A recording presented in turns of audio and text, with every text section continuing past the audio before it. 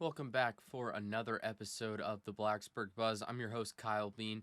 Today, we're going to be talking about two of the women's basketball games for Virginia Tech. It's their win against Louisville and their win against UNC for senior night. So we'll jump right into those, and then we'll talk a little bit about the upcoming ACC tournament for women's basketball. So the first game, a win at Louisville. The Hokies took down the Cardinals 86-70. This is one of the first times that Virginia Tech has beaten Louisville in recent memory. It has been quite a while.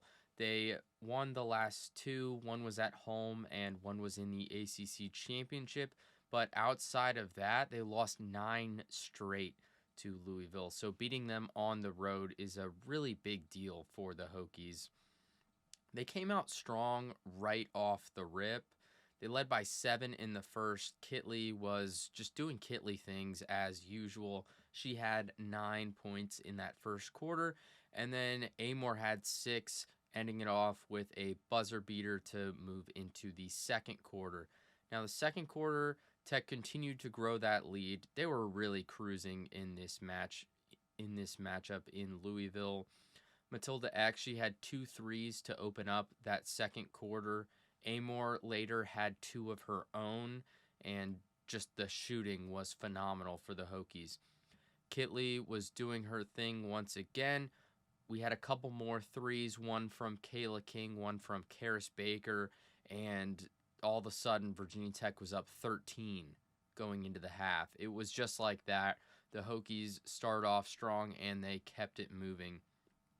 They were a staggering 6 of 8 from behind the arc during that second quarter, just shooting the lights out from every angle on the floor.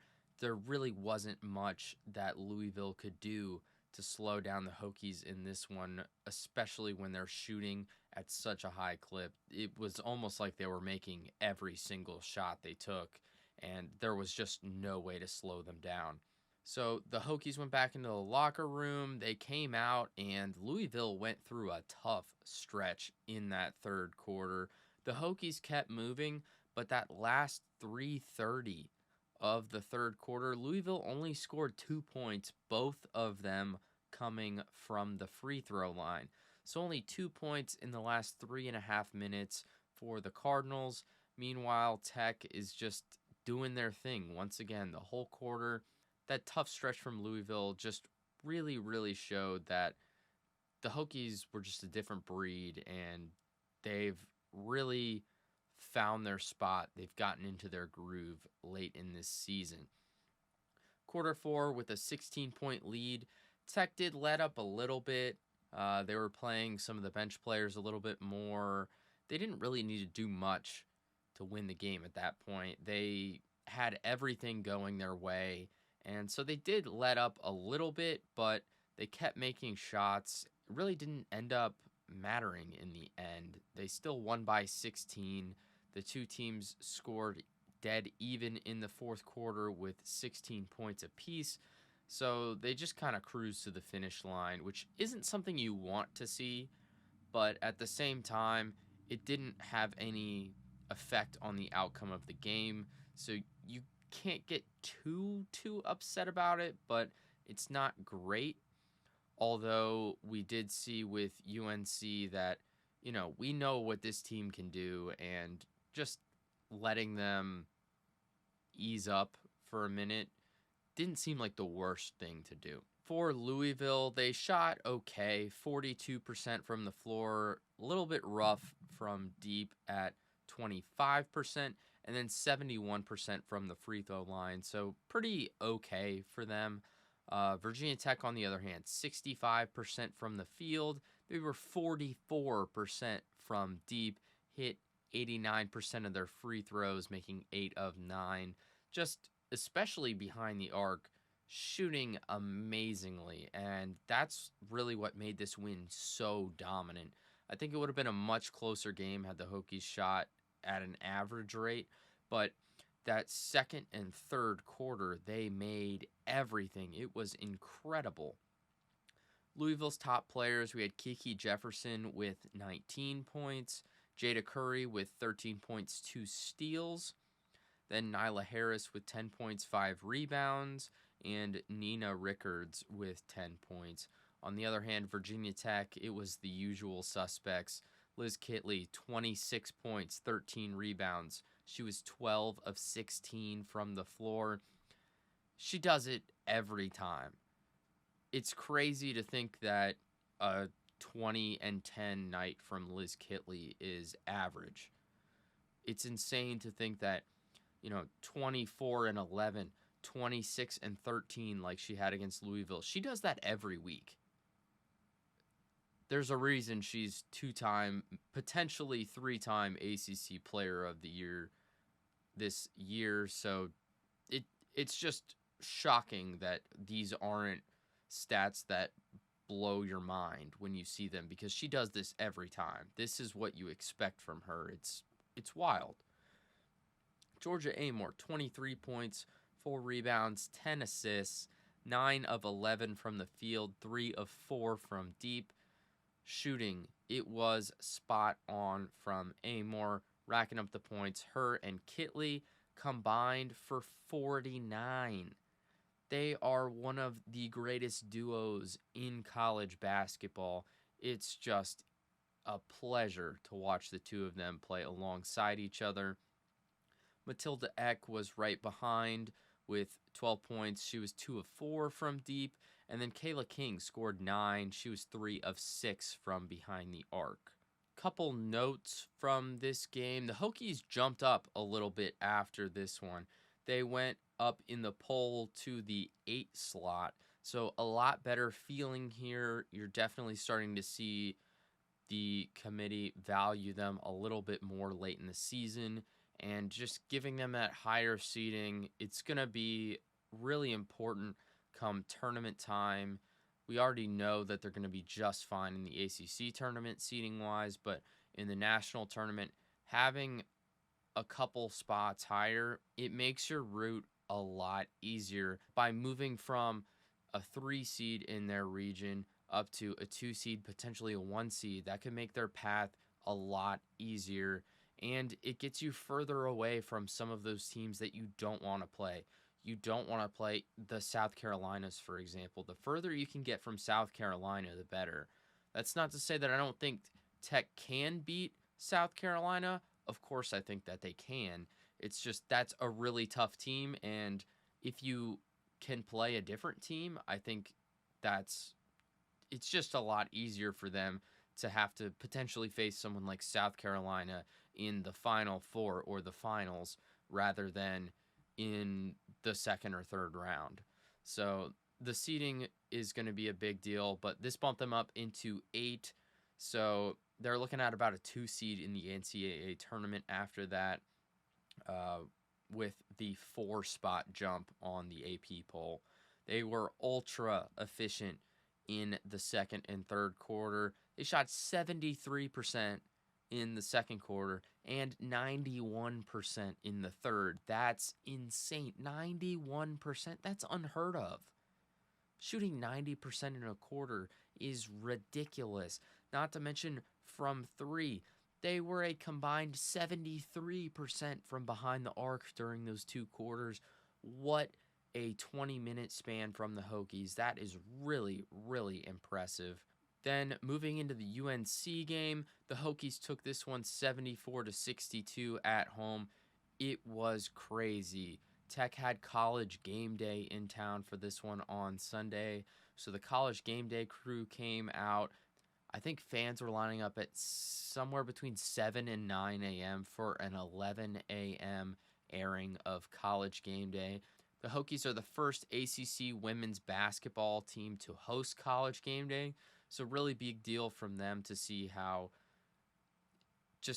nationally relevant this program is, especially on the women's college basketball circuit, pulling in College GameDay, the first ACC women's basketball team to do that.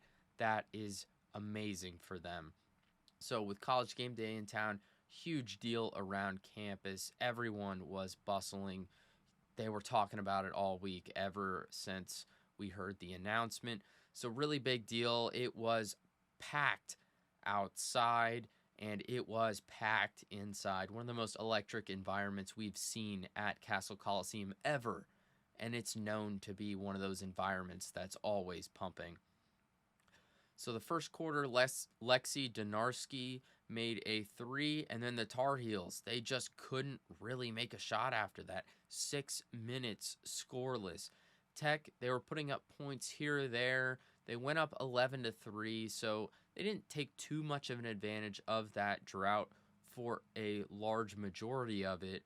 But then all of a sudden, the last 3 minutes of that first quarter, they just turned it on. They scored 12 of their 21 points during the first quarter in that final 3-minute span. When you look at the box score and you look at the play-by-play, it's just shot, shot, shot, shot. And all of them were makes for the Hokies. Meanwhile, UNC could not get anything. They only scored 5 points in that first quarter, while the Hokies scored 21. So huge, huge jump out in front for Tech during the UNC game. Second quarter, though, they go ice cold. Tech only scores 12 points. They're 0 for 5 from behind the arc in the second quarter. UNC, meanwhile, they have their best quarter. They come back from down 16 to down 6. So, end of the first quarter, you look at this game and you go, oh my goodness, UNC's a good team, but is Virginia Tech going to win by 40? I mean, that's how you feel after the first quarter. Second quarter, you go, no way. UNC is going to win this game. Like, this is actually a game now. They were down 16 in the first, and they go into the locker room down 6. Really great turnaround for the Tar Heels, but the Hokies came back in the third quarter and got to work. They shot 62% from the floor. Amore went off for 14 points just in that 10-minute span, and they really brought it. Then fourth quarter, a whole lot of Liz Kitley to open up. She scored 5 right off the start of that first quarter. Then we got 2 threes, and the Hokies were just jumping right back out ahead. They did have a lot of late turnovers in that game, but with a comfortable lead, it wasn't a huge issue for them. It was senior night. It was just the spectacle around campus, and they knew they were going to win this game. So it wasn't a terrible, terrible thing to see just with some of those late turnovers with a pretty sizable lead. UNC, they shot 39% from the field, 29% from 3, and 73% from the free throw line. The Hokies, meanwhile, 53% from the field, 32% from deep, and 81% at the line. So pretty decent shooting day for them. Not anything just outstanding like we saw with Louisville, but not bad at all, especially when you average out the good quarters and the bad quarters. You see that it was a pretty average game overall for them. UNC, they really had one player doing it all for them. It was Deja Kelly. She kept them in this game with 29 points and 2 steals. She was 10 of 22 shooting, so it was really Deja Kelly scoring. She was one of 2 Tar Heels in double figures. The other one being Lexi Donarski with just 10 points. So Kelly and Donarski really carrying the team there with their 39 combined. The Hokies, once again, the usual suspects. Liz Kitley, 34 points and 6 rebounds on senior night at home. Huge deal for her, just doing that once again. Even better than we usually see from her, even with 34, but just another crazy performance from Liz Kitley. Georgia Amore, her family was in town from Australia. I actually got to meet some of them. I was helping out with some t-shirt sales in the downtown area, and I got to meet her grandparents. They bought a ton of shirts. We were selling some Georgia Amore and Queens of the Castle branded stuff. So I actually got to meet them. They were super cool. Got to talk to them for a few minutes. Just happy to be in town, see Georgia play, and experience college game day in that home game for them. Really glad to have them here for that. And then Matilda Eck, 11 points for her as well. We know her as one of the big threatening shooters for Tech. So she's always going to be one you got to worry about. It's crazy to think that Eck is usually that like third scorer on the list. When you look at Eck, you see that she could easily be the first option on a lot of teams. And you think about on Virginia Tech, depending on how you look at it, you could say she's like the third option, which is insane. Matilda Eck is a very talented basketball player, and she is, I would say, at best, the Hokies' third option, which is ridiculous. It's going to be crazy to see how, if she remains next year, just to see how she works with the team with so many freshmen and, younger players rising up with, Liz graduating, Georgia potentially graduating as well because she's a senior. So just seeing what we might get out of Matilda Eck next year, knowing that she's as talented as she is and she's the third option on this Virginia Tech team, really gives you a lot of hope for the postseason this year. Just great way to celebrate the seniors: Liz Kitley, Georgia Amore, Olivia Sumiel, and Kayla King. So great way to celebrate them with a big win with College Game Day in town over UNC. The Hokies, they end up clinching the top seed in the ACC tournament, and they also clinched at least a share of the regular season ACC title.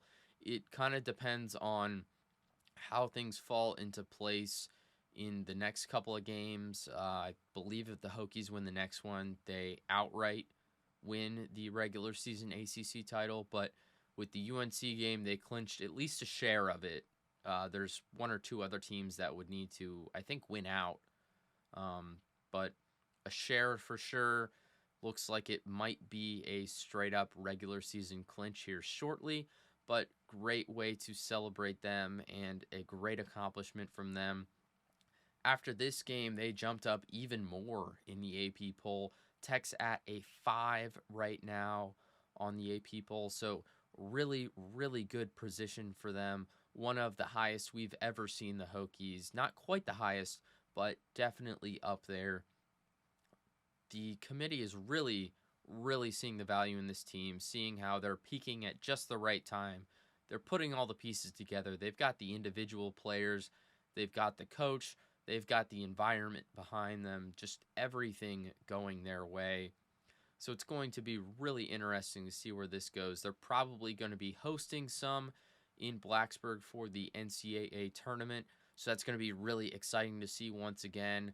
Hosted a couple last year and doing it again this year. Just the buzz around campus, getting to go to those games and cover them. I can't wait to be on the sidelines, take some photos, write some recaps, talk to coach and some of the players, in the press conferences after that. It's going to be really, really exciting time around campus. So definitely, if you're able to give those games a look, watch them on TV, come out and support them for those.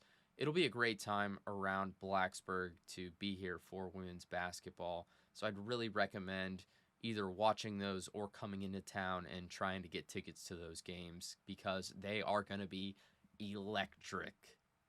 So the women go down to Greensboro for the ACC tournament. They're the top seed. We'll know a little bit more how everything is going to fall, how all the cards are going to be dealt here soon, with seeding being finalized as the regular season comes to an end. So we'll definitely circle back and cover some of that and their path to potential victory of the ACC tournament here shortly, once we know exactly where everyone's sitting at. But in the meantime, that's all I've got for you today. So stay tuned. We've got a couple of player interviews from the softball team coming up. I got to talk to Cassie Grizzard, a transfer pitcher from Louisville, and Corey McMillan, a transfer who plays third base from Radford, so a local transfer for the Hokies. So two nice interviews coming up with Cassie Grizzard and Corey McMillan. I got to talk to them a little bit about their experience transferring and just how they adapted to the team, what they're looking forward to this year, things along those lines. So I'll have those coming up soon. But until then, I encourage you to have a fantastic week. Enjoy some Hokies hoops. We've got a couple more games left for the women and the men. Not much. And then the ACC tournament's coming up. So it's a really busy time around town, and baseball and softball just got going. So make sure you tune into some of those, and we'll see you next time.